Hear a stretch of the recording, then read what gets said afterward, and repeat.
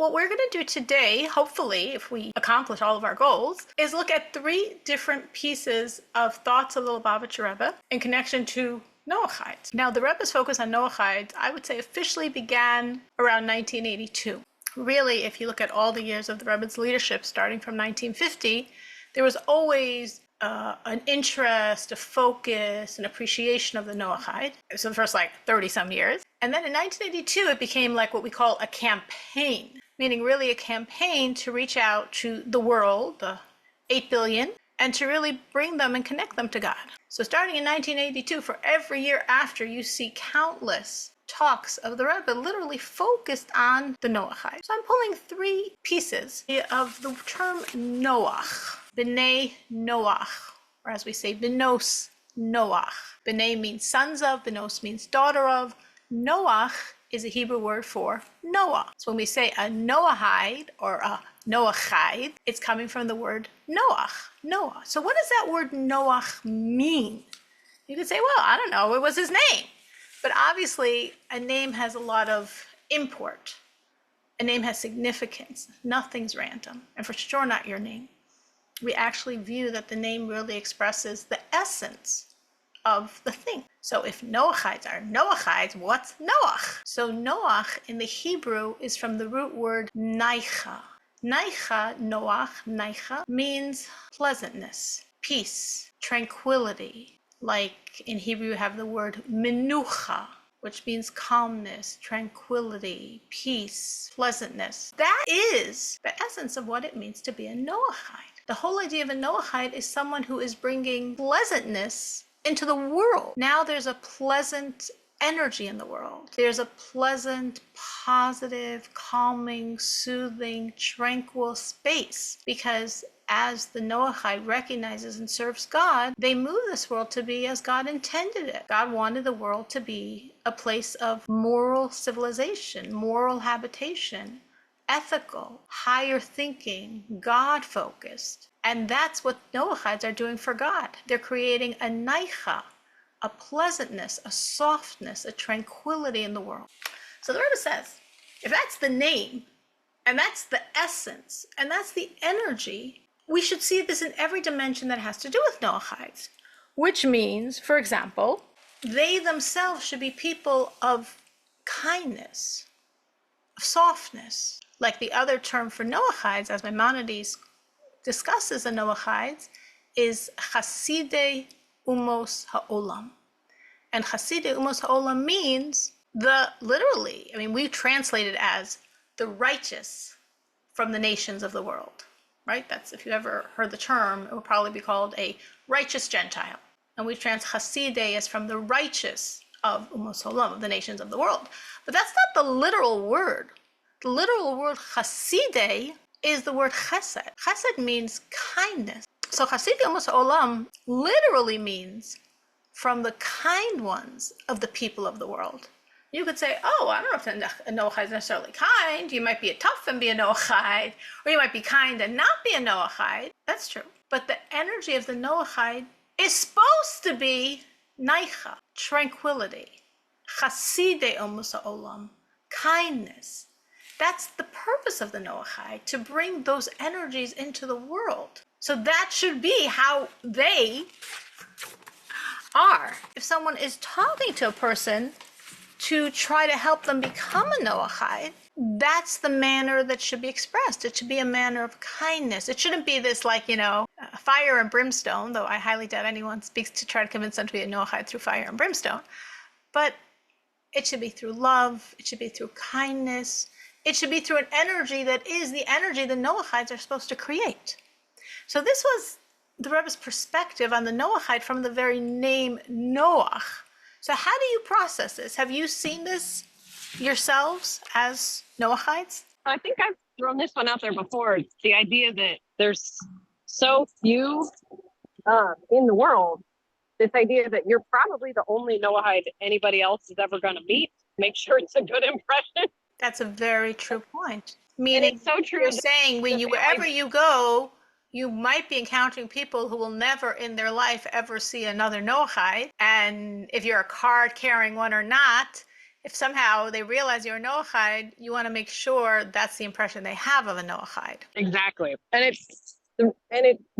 It works in the reverse too, because for us, the family that we, our best friend that converted to Judaism, but she grew up as a Noahide.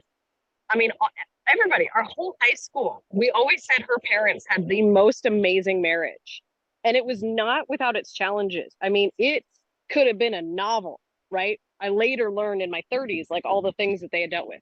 But when we were teenagers, we all just thought that they had this like fairy tale family because no matter how tough it got, they were happy, they were playful, they were joyful, right? Like no matter what was going on, or how tired, they were studious. Like it just, even though their house was never clean, right? And sometimes you're running with your hair on fire and you've only eaten protein bars for 3 days, like whatever it is. You're Stress right. never made them like I think what you're cranky. saying is a very, very, very true point. And Natalie's saying she sees it in both directions. She knows as a Noachide, she feels the imperative to behave this way.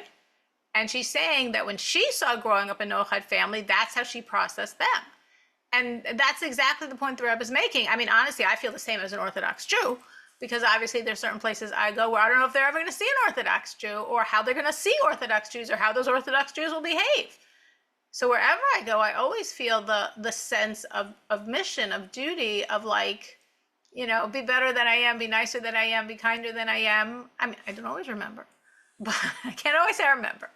But when I'm focused, I know that. I know I represent something. I represent God. And what the Rebbe is saying here is when we represent God, we want to represent him in his kindness, in his love, in his compassion. And we do so by behaving like that. So it's like in both directions. How one reaches someone else to inspire them to be a Noachide is through kindness and through compassion. And our being people of kindness and compassion is the best billboard for God there is. What about you, Danielle, Trish? How do you process this? I'm just absorbing at the moment. I only know a couple of other people who are practicing Noahides. So I think there's definitely something to that it's so rare to meet one. So, but I know lots of practicing Jews and they definitely exude this kindness. And I think that is an excellent goal to be putting out there. Represent well. Yeah. And of course, it's not, I mean, hopefully it's not completely fake. Hopefully, like Natalie's saying, if you see them enough, you sort of inevitably are going to see them as their true selves. But when we behave a certain way long enough, it does become your true self. Yeah. As you behave with kindness, as you behave with compassion, as you behave with respect, as you behave with dignity, that's the mask and the man. That is how you become. And it definitely, I agree with Natalie. I think that's really a major point the Rebbe's making here is your God's billboards. Mm-hmm. Danielle, any thoughts on this? Yeah, I guess I'll just add modeling behavior, right? Just like you do with your children, modeling that type of behavior and, figuring out how to have conversations when certain things come up that, don't necessarily, just, I guess, day-to-day things when you're talking to certain people. And yeah, I mean, not just modeling it like, for example, modesty or kindness, but also in a practical way, if that makes sense. Yes. It's interesting you bring in children because the Rebbe also brings in children. And the Rebbe says the same approach to and of the Noachide is the approach we should have with our children, with all children. So it says about children or about education, the verse in Hebrew says, Smol doiche v'yamin mikareves. With the left hand, you push away, meaning that's the hand of strength. And with the right hand, you bring close. That's the kindness. So the Rebbe says, look at what the sages say. Generally, for most people, the right hand is your strong hand, and the left hand is your weaker hand. So their words are very precise. With the left hand, with the weaker hand, that's the disciplinary element. And with the right hand, with the strong hand, that's the loving, the embracing, the nurturing element. So the Rebbe says the exact same idea. of course, when we raise children, we need the right and the left, and we need the love, and we need the discipline, and love without structure does not work, and we've spoken about this. And of course, structure without love is fatal. That for sure doesn't work. But love without structure doesn't work either. Love without boundaries, love without discipline is not great for kids at all. So you really need both. You really need a lot of love and compassion and focus and nurturance and attention. And you need rules and you need structures and you need routines. You need both. But the Rebbe says, but you don't need them equally. It's not equal how much you're loving, how much you're disciplining. With the right hand, the sages say, give all that love. And with the left hand, the weaker hand, give the discipline. So it doesn't mean we don't have discipline. And if we didn't have discipline, it would be really bad. But still, in the balance of energies, the primary one that should be felt and should be is the love, is the kindness, is the nurturing. And then with the weaker hand, so to speak, there must be discipline as well. So why is the Rebbe bringing this in? Well, exactly the same reason Danielle did. Because it's just a natural perspective. Just as we're saying a Noachide means a person of love. And that's, of course, how everyone is supposed to behave. You know, we're told about the Jewish people that we want God to be loved through you. Which means when people look at us, that inspires them to love God. Because if I represent God, and through me, you envision a loving God, so you will love God. So through me, God will be loved by you. Again, the dominancy of love. And again, now the Rebbe is bringing it in to children. Again, see the same approach. The dominancy of love. Not that we don't have the left, but it should be the weaker hand. So if you look at how you raise your children and you're like, no, by me, I think the left is a lot stronger. So then something's off. It has to be there. But the right always has to be stronger. The love always has to be stronger. And the discipline always has to be there. And then the Rebbe finishes this thought with it, which is what Natalie started us off with. The Rebbe says it here, that when you're trying to reach someone else, there's two important coordinates. Now, the Rebbe says this idea in many, many places because it's a universal truth. And the one that Natalie said that Trish and Daniela focused on a little was the idea of being a living example. That's one, that's 50%. The other 50% is that when you talk, what you're saying has to come from your heart. Meaning, if you're an example, but when you speak to others, you don't really feel the truth of what you're saying, you're just giving it lip service, like maybe you're in a certain good rut, certain good routines, certain things you adopted and believed a long time ago, and you still believe them, but like, whatever. Other things are maybe a little bigger in your life right now, so you're just sort of going through the motions. So if you talk to someone and your words are like going through the motions, like Danielle spoke about children before, if you talk to kids and your words are sort of like going through the motions, they're not going to be effective. It's not going to work. You can't fool a kid. You actually can't fool an adult either. If what you say doesn't come from your heart, it's not going to penetrate the other person's heart. But the good news is, if what you say does come from your heart, it will penetrate the other person's heart. And your few words and your quiet, loud, personal example will be incredibly impactful, especially for people you have a lot of contact with. Like a spouse, like children, like parents, like neighbors, like colleagues, like friends. All these people see you in and out, day and day. So when you're aware, like Natalie and Tricia said, hey, there aren't too many Noachides in the world. I mean, considering the numbers, it's actually quite a lot of Noachides, more and more and more. But still, there aren't too many Noachides in the world. And depending on where you live, there might not be anyone else who's a Noachide. So when people see you and know you're a Noachide, and your personal example is like, wow, I'd like to be like that, and your words are really sincere, those words will really find their mark in the other person's heart. I know during the time of the Soviet regime, when, religion was very taboo in the USSR. So both the people I'm talking about are people I happen to know personally. There was a very famous Russian scientist. His name was Professor Branover, and he was completely secular. I mean, he was raised in communist Russia. He didn't know anything about Judaism, but something sparked an interest, and he did what you're not supposed to do, and he went to a synagogue, meaning there were synagogues in communist Russia, but they were like, showcases for tourists or for really old people who knew, like, they were too old to get in trouble, so to speak. The government didn't care about that anymore. They were so old. So the government said, at your age, we'll let you pray. And there were a lot of course, spies. There was always an official spy in the synagogue, very often very blatant spy. Hey, you guys owe it to me. If it wasn't for me, the synagogue wouldn't be functioning, to make sure the government knew everyone who came in. So it was a very unusual, risky, crazy thing to go into a synagogue, especially if you're a very high-level scientist. But he did it anyway. And in the synagogue, he meets a Jew. I happen to know the Jew he met. The Jew's name was Noachide Barkan.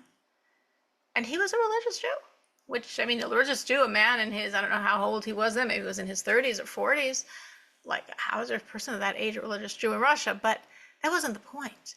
They started talking, and Branover, the professor, how he describes it is he just saw something in Barkan, in the religious Jew's eyes. And he's like, I want what he has. I don't know what he's on. I don't know what he has, but I want it. I have to have that too. And that's what led him in the Soviet Union to become a religious Jew. I'll just mention, I wasn't planning on saying this or wasn't planning on saying this, but things can be spontaneous in a class. So Friday was the anniversary of my father's passing. So now we're still within 3 days of it. Within 3 days, there's still a connection. So I'll just mention a story with my father in connection to this. So this religious Jew, whose name was Noachide Barkan, he managed to get out of Russia. I guess it was in the 70s. There was a small window that opened up in the early 70s, and a lot of religious Jews tried to get through during that window of opportunity. And Barkan was one of the people that got out. And he went to the Lubavitcher Rebbe. He was a follower of the Lubavitcher Rebbe. And he asked for a blessing and advice how to get out. His good friend, this person who had become religious in communist Russia, this high-level scientist professor, Branover, which seemed impossible because, first of all, it's impossible because at that point nobody was getting out. The window closed. And second of all, he's a high-level scientist. Like, those are not the type of people the government lets out. Like, people like that, Russia does not let out. So he went to the Lubavitcher Rebbe asking for a blessing and what to do. And the Rebbe told him to go to Bonn, to go to a Dr. Berg, who's a scientist who works for the Defense Department, and he will help you. Dr. Berg was my father. And I don't remember this. I was probably, 5 or something when it happened. I don't remember this at all. But my mother's told me this, that he came. At this point, my father never met him before. Subsequently, he and my father and the professor, Barkan Branover, all became very close friends, but my father never met him before. And he comes to my father with his mission. Oh, you're a Lubavitcher Chassid. I'm a Lubavitcher Chassid. There's another Lubavitcher Chassid in Russia.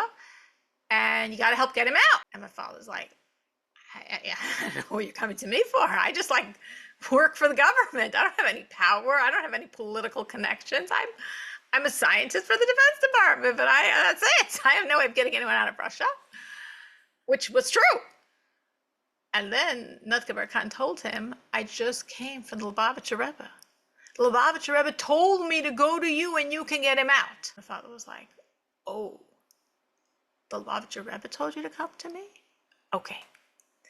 And that's as far as we know of the story, because I'm not going to make up something, and my father passed away 30 years ago.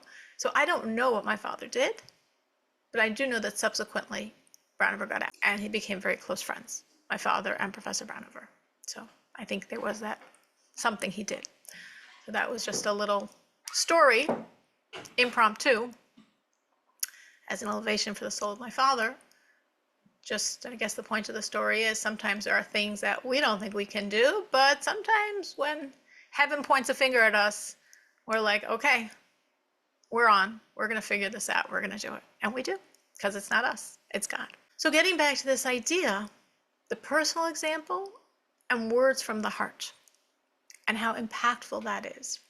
Have you seen it with yourself in either direction? Meaning, have people been this way for you? That you could say, yes, because of their personal example, because of just something that what they said, it really moved me and I really grew and changed? Or conversely, do you see this when you're working with others? Others could be your children or your husband or your neighbors or your family members. That you really see this, that when they see your personal example and when they see the sincerity of your words, they actually do hear what you're saying, even though they still might think you're a little crazy. Anyone has had this experience in either direction? Danielle? Yeah. Yeah. Definitely. In both directions? Yes. In both directions. Yeah. Thank God. Anyone else? Well, it's good to stay focused on. And this, as I'm saying, is not only the Rebbe's tip for Noachides. I've seen the Rebbe say this in many different contexts, that a personal example coupled with real sincerity is the most impactful thing, is the strongest way to reach someone. So that was the first idea I wanted to explore a little, because I thought it was so special as Noachides to know what your name means, to know the energy of your name, and to know how this should really flavor everything you do, both in terms of reaching out to others, in terms of your own personal behaviors, in terms of your interactions, and in terms of your understanding your place in the world and what God wants from you. The second thing I wanted to touch on, which might seem to like, why don't we have to, why was this even interesting to us? But I thought it might be nice to understand, so to speak, what I would call the backstory that you're probably not usually focused on, which is how the Jewish world views or viewed this idea of outreach to the 8 billion of mankind.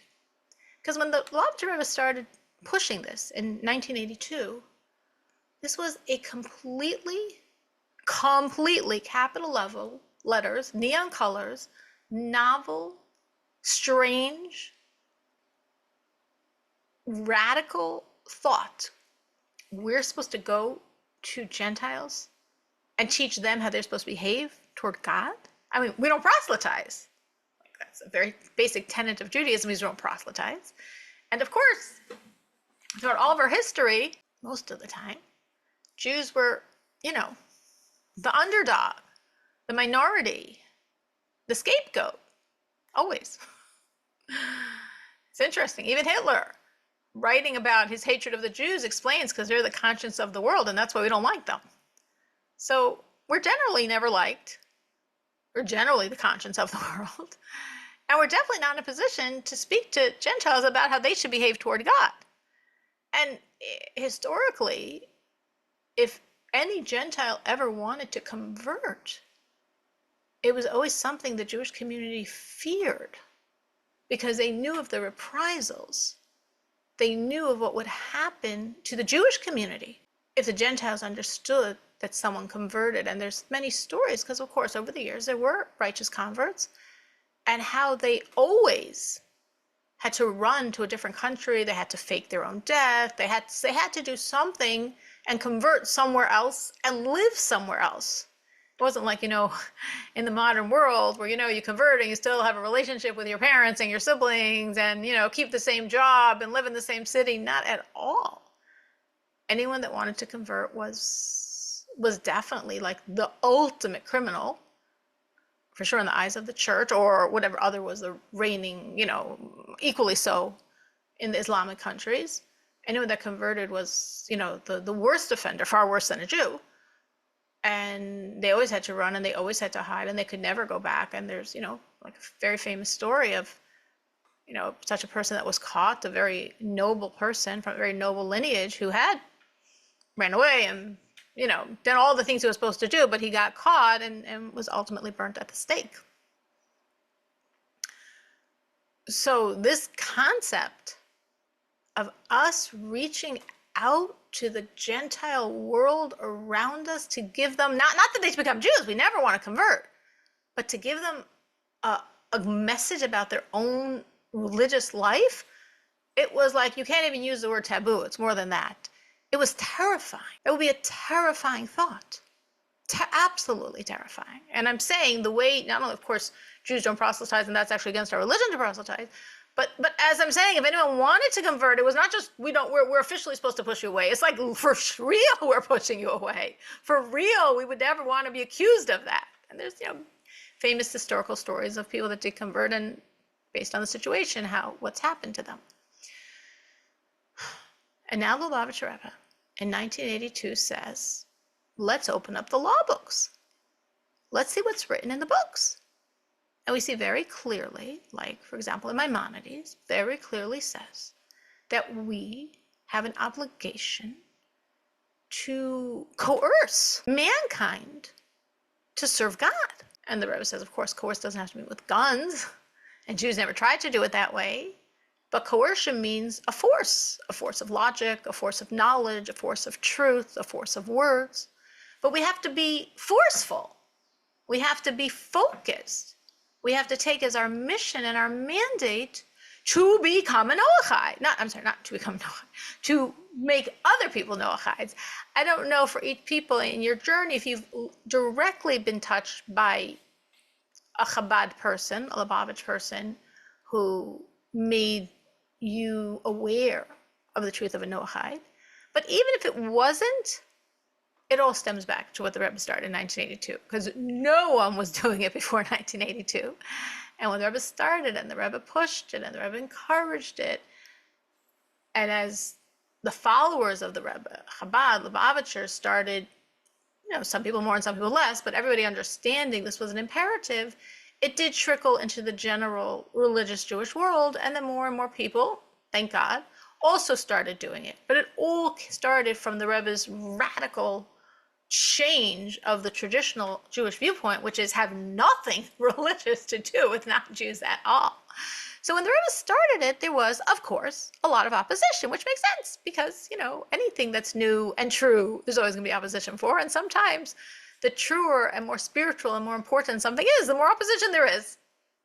So again, it might be like totally irrelevant to your personal lives, but I thought if I was a Noahide, I would be interested in how the Jewish world reacted, because ultimately Noachides do have, to a certain degree, dependency on the Jewish world as people that are able to share with them the truth and help them on their journey and give them the learning and the tools. Of course, then they could continue on their own, but there has to be some grounding in the Jewish texts.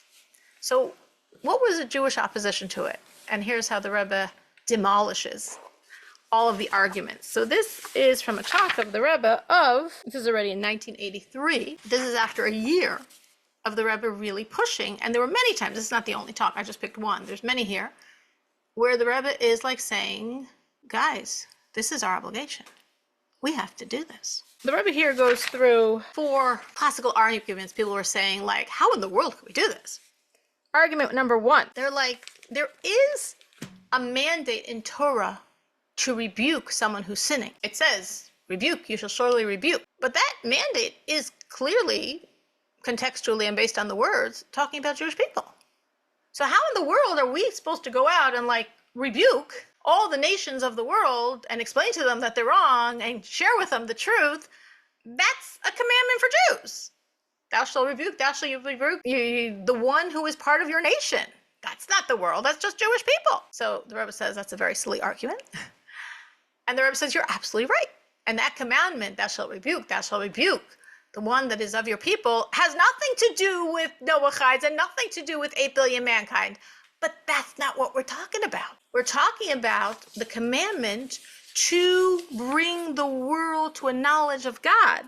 As Maimonides says, lachuf es kol ba'ei olam, to really coerce, to really bring with force. And as the Rebbe says, force obviously here clearly means with the force of words, but with words of energy, of force, of conviction, of strength, to bring the world to a knowledge of God. So yes, this has nothing to do with thou shalt rebuke the one who is of your nation. This is another issue. Second ridiculous complaint, the Rebbe says, this idea of speaking to the world is a command. Yes, God wants us to do it, and it's on a beit din.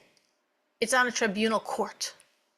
So regular people have nothing to do with this command because this is only for the Jewish legal court system. And the Rebbe basically says that this is completely not true. And the Rebbe proves, for example, that it speaks about a master. When a master had a non-Jewish slave, the master was supposed to bring that non-Jewish slave to convert, literally actually to convert, to become a Jew. And he's not a Beit Din, he's not a rabbinical court, he's a person who owns a slave. And as a person who owns a slave, he has an obligation to bring the slave to an awareness of God. Again, maybe to convert to become a Jew or convert to become a Ger Toshav, whatever. There's various levels in it. But the point is to coerce with words this other individual to take on this relationship with God. So clearly it's nothing to do with a Beit Din, it's nothing to do with a court. It's every single person's got to do this. Third complaint, the concept of a ger toshav. If you've heard of the idea of a ger toshav, which I think is a pretty hot topic among Noachides, a ger toshav is a non-Jew who accepts upon himself the commandments of Noachides to live in the land of Israel. He wants to live in the land of Israel, and he accepts upon himself not to eat carcasses of meat and to basically follow the Noahide laws. To be officially, legally, to get the stamp of approval of being a ger toshav, you need a tribunal court. And that concept does not exist today. The only courts we have today is courts of 3 people, and they do not have this power, and there's no such legal concept of a ger toshav today. But in biblical times, there was such a concept. And therefore, this person who's disputing what the Rebbe is saying to do says, well, that's it. We're done. There's no ger toshav today. If there's no ger toshav today, what's the issue of a Noachide?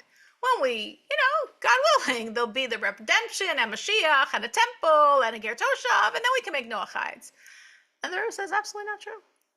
A Noachide is not contingent on being a ger toshav. Not at all. You could be a Noachide in Chicago.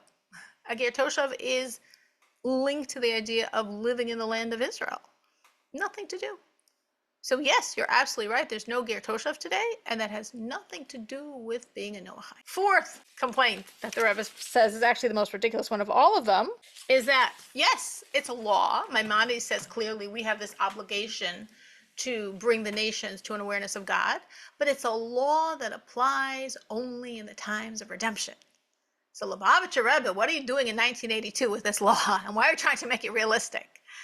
And the Rebbe says, what are you talking about? That's the craziest thing you've said yet. If we look at the laws, comes from Maimonides, magnum opus, codifying all of Jewish law, 14 volumes. Every single law that there is codified there. The laws before are talking about what God do now. The laws after are talking about what God do now, and you're lifting this one sentence in the middle and say, let me do some surgery here. Let me decontextualize this one line, lift it out of its context, and say, this one line, Maimonides didn't tell us, but I know this is for the times of redemption. The Rebbe says, how ridiculous. If every line before and every line after is practical nowadays, gotta do, guess what, guys? This line as well. And the reason I wanted to share this with you is because I wanted you to understand the history behind what we see today. And as Natalie said and Tricia said, there aren't that many Noachides. But comparatively, there's a world of Noachides now. There's people all over the world that are Noachides. And it's a movement that's growing. And this really, really started, even though, of course, now we're, so to speak, could be generations in terms of people teaching people who teach people who teach people, from what the Rebbe started in 1982. But this is where it all happened. And it's just fascinating to me, looking back historically and seeing how much resistance the Jewish world had to this, though, of course, now, thank God, not in 1982, but in 2024, you're talking about 40 years later, it has, thank God, I think, become something that the Jewish world understands and appreciates. What's been your experience with the Jewish world? Do you feel that they understand and appreciate the role of the Noachide? In my area, they seem to, yeah. And where do you live? In Bozeman, Montana. But yeah, the Jewish community here is very welcoming into any participation that we want to have. And they definitely, it's been a very positive thing here. That's so nice. That's Trisha, we're almost neighbors. Oh, where are you? In Boise, Idaho. Oh, wow. Cool. Almost neighbors. But my husband is up in your neck of the woods this week. Oh, neat. Almost neighbors. Literally camping in the woods. Trisha, do you know the Chabad in Montana? Yes. That's sweet. So the the Rebbitzin, she was a former student of mine. So you could tell her you were by a class of mine and I sent regards. Okay, I will do that. So that's really nice. Yeah, So the you felt the welcome. Montana Chabad and the Idaho Chabad, they coordinate and they'll travel back and forth and whatnot. Yes, and the Rebbitzin of the Idaho Chabad is also a former student of mine. Yes. Yes. And Natalie, you had the same experience? Oh yeah. I mean, the trick thing is like, you know, we wish that the kids could do like the Hebrew school on Sundays, but it's so complicated for like to have this whole Jewish camp and everything, except for you three over there, like, right? But in terms of like coming for the holidays and whatnot, you know, it's just wonderful and doing some of the like, you know, women's circle things. We haven't figured out how to do like Shabbat by them yet. So hopefully we'll get that figured out someday. But otherwise, they're wonderful. There's no problem. Ironically, it's There's no problem with you joining a Shabbat meal. There's absolutely no legal problem with you being part of a Shabbat meal. that's not the problem. It's the invitation. So, but or the like sometimes the stuff is really late at night, and like they're amazing at having lots of little kids at things that go really late at night, and we are not. So Right, right. It might not practically work, but I think if it was it was like the winter and not the summer, and you expressed an interest, I would assume they would be gracious. And I'm saying from a legal perspective, from a Jewish legal perspective, there's no problem at all. And Danielle, and we Well, have there is this wonderful family that I used to live near yes, used that to. I've known for a very long time. Yes. Yeah, I don't think Trisha knows, but me and Sarah were actually neighbors for many, many years. And thank God I got to have many Shabbat meals and also Shabbat learning, afternoon learning. So of course you have always made me and James and our children feel very welcomed. And other Jews, because you lived in a Jewish community. Yeah, we had a You lived in great a experience really with, Jewish community. yeah, yeah, for just under 10 years we lived in a Jewish community in Chicago and had a great experience with it. Um, you know, there of course are some limitations, you know, and our kids were much younger then, and so we didn't really face a lot of things that I would be concerned about as I get older. But like you had mentioned, and Natalie, you had mentioned like school, for example, stuff like that, you know. But we had a great experience. Met some really lovely friends that I still keep in touch with, and you know, made a really positive, thank God, experience on my life and my journey and my connection to God and just my ability to grow. And I'm just really thankful for that experience. Now, where we are now, there is no Jewish community. We gotta And go visit so Mindy in Springfield, Illinois. yes, right. You want You know, and initiation, we're my son. only yes, right. You're Thank 2 hours God. One day, away. yes. That's the plan. Yes, 2 hours away. And then we're only about an hour and a half away from Indianapolis, which you know, there's a community there. But yeah, I think we're really focused on, you know, how we had talked about earlier and, you know, modeling behavior around other non-Jews and hoping to, you know, make a difference there as well. So yeah. That's beautiful. That's beautiful. What you're saying is like God like had you in the womb for like 10 years, that you were Yeah, surrounded by thank God. all these different people, all different types of Mhm. religious Jews, and you were able to absorb the strength you needed to now be God's emissary in, wherever, Southern Illinois, or are you even in Southern Illinois? Indiana, Indiana. Indiana. Okay. And What a beautiful way to put it. no, but I think it's very true. I think every Noahide, because I don't know how many there are, and we always sort of wonder on the number. There's far more than we know. That I know for sure. And it's a growing movement, that I know for sure, and that obviously has to do with redemption. And it was very interesting by the Lubavitcher Rebbe. You saw like the parallel journey of the Rebbe's push, passion for redemption, literally parallel with this passion for Noachides. And in my head, it always was like one issue, because the Noachides are so obviously a force of redemption in the world because they're the world. The whole idea of redemption is God wants a home in the world. And Non-Jews are far more the world than Jews. So when non-Jews recognize God, that's the world recognizing God. That's real deal. And that's why, just as I could be God's emissary to hopefully inspire some Jews and some Noachides, every one of you is surely God's emissary to inspire maybe some Jews also. It's very possible, as Dixie would say, but she's not on tonight, but to inspire other people of the world to really look at their own relationship with God. And definitely the more you take from Torah classes, from your own learning, from the years that you were in a Jewish environment and did just imbibe a lot of stuff, even some without realizing it, that's like a strength that you then go out with and you give to others. So the world has really shifted, because we're talking here in Indiana, in Idaho, in Montana, and in all these places, there is among the Jewish people, well, of course, obviously with Trish and Ali and Danielle, it was all Chabad people, but also within the broader Jewish community. There is, I've heard it. I've definitely heard it. It's very interesting. I see it happening. It's just trickling in, like everything else that happened. The Rebbe is going to be the revolutionary and start something, and then it just trickles into the psyche of Jews and often the world. So I really do feel in the general Jewish world, there is 40 years later an acceptance of the Noahide, an appreciation for the Noahide, an appreciation for the Noahide's unique role, a very special role to bring God to the world.